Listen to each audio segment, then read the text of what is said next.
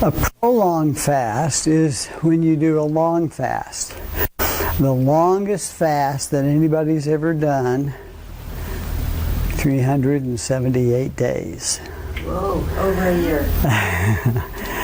And you can imagine that they did have some storage on board. They weighed 400 and I think it was 70 pounds when they started. They weighed 200, just a little over 200 pounds when they finished. And they it was a water fast for that length of time. So you can do, any kind of, any length that you want, really. If you go longer than a couple of weeks, you probably need to have some supervision to make sure that your electrolytes are staying okay and that everything else is functioning okay. But the body seems to do quite well with fasting. And this is kind of showing what happens with your fast. Most people think, if I don't eat within 2 hours, I'm going to die.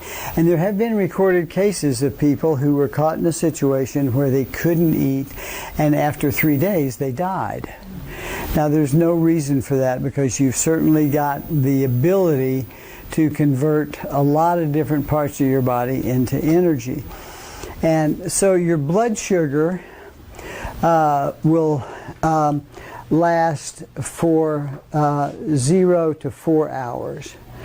Your glycogen, which is stored in the liver, lasts for between 4 and 16 hours.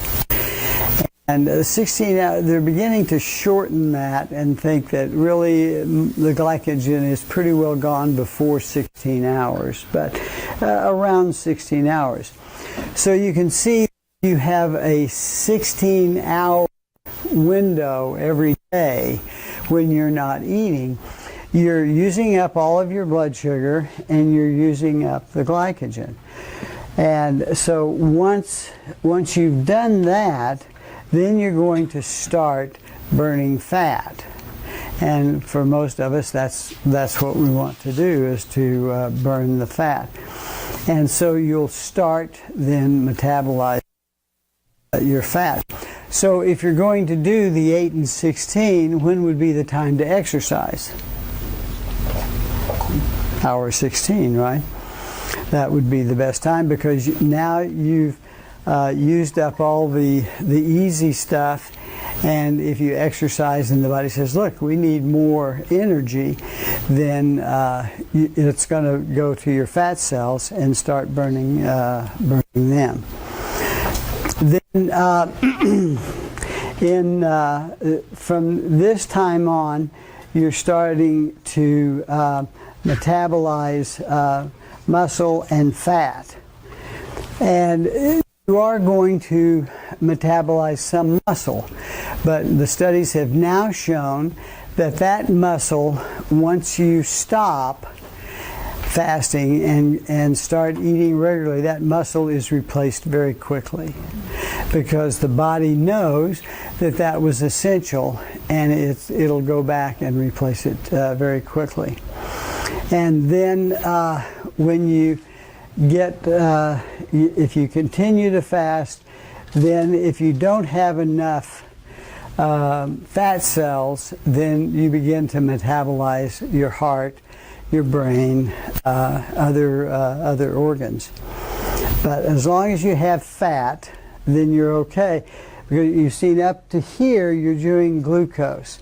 From here on, the fat creates ketone bodies. And ketone bodies are a very good source. The brain actually seems to prefer ketone bodies, and you may have read some of the work about people who have seizure disorders. They do very much better on a ketosis type of a diet, because the brain seems to prefer ketones and works better on it. So this is, I'm sorry you can't see the numbers down here. I didn't pick that up. But this is showing that how the glucose goes, how the fat and ketones, they don't kick in right away. Takes them a while and then they kick up. And the protein stays pretty low until you run out of the ketones. Because the body, the body is all, the two most important things for the body to do is one, reproduce, and number two is to stay alive.